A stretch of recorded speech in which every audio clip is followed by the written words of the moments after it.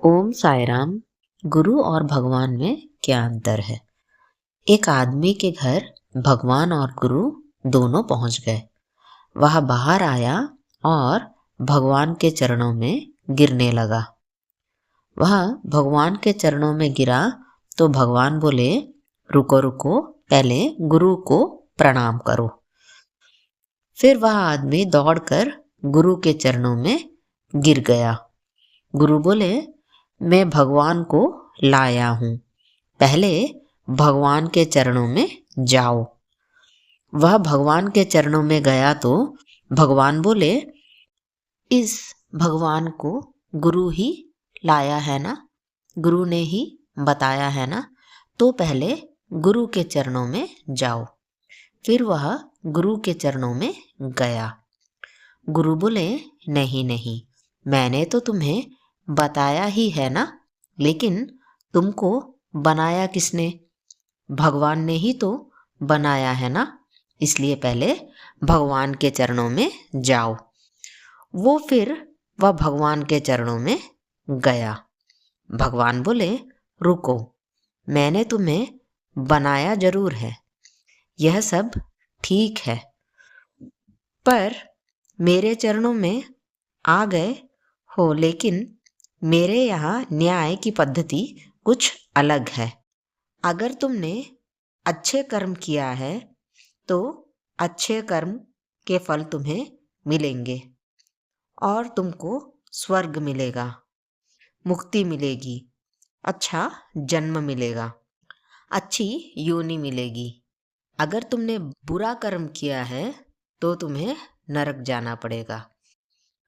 फिर भगवान बोले, मेरे यहाँ दंड की पद्धति है, दंड मिलेगा, 84 लाख योनियों में भटकाए जाओगे, फिर अटकोगे, फिर तुम्हारी आत्मा को कष्ट होगा, फिर नरक मिलेगा और अटक जाओगे।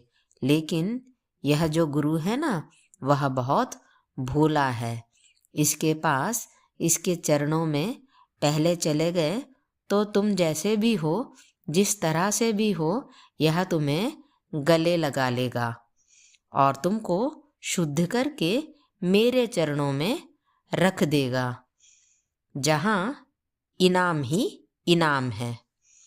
यही कारण है कि गुरु कभी किसी को भगाता नहीं है। गुरु निखारता है, सिखाता है, जो भी मिलता है उसको गले लगाता है, उसको अच्छा करता है और फिर भगवान के चरणों में भेज देता है। ओम साई राम। ओम साई राम। जीवन का गणित। एक राजा सुबह घूमने के लिए महल से अकेले ही निकल गए।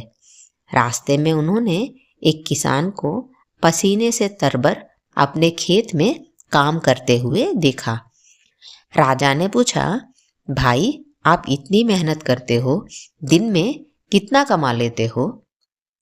किसान ने उत्तर दिया, 1 सोने का सिक्का। राजा ने पूछा, उस सोने के सिक्के का क्या करते हो? किसान ने कहा, राजन, 1/4 भाग में खुद खाता हूँ, दूसरा 1/4 भाग उधार देता हूँ, तीसरे 1/4 भाग में ब्याज चुकाता हूँ और बाकी 1/4 हिस्सा कुएं में डाल देता हूँ। किसान की बात राजा की समझ में नहीं आई। वह बोले, भाई, पहली मत बुझाओ, साफ साफ बताओ। किसान ने मंद मंद मुस्कुरा कर कहा, महाराज, पहले 1/4 भाग में से अपना और अपनी पत्नी का पेट पालता हूँ, दूसरे 1/4 हिस्से में अपने बाल बच्चों को खिलाता हूँ, क्योंकि बुढ़ापे में वे ही हमें पालने वाले हैं। तीसरे 1/4 भाग से मैं अपने माँ बाप को खिलाता हूँ, क्योंकि उन्होंने मुझे पाल पोस कर बड़ा किया है, इसलिए मैं उनका ऋणी हूँ। इस प्रकार उनका ब्याज चुकाता हूँ।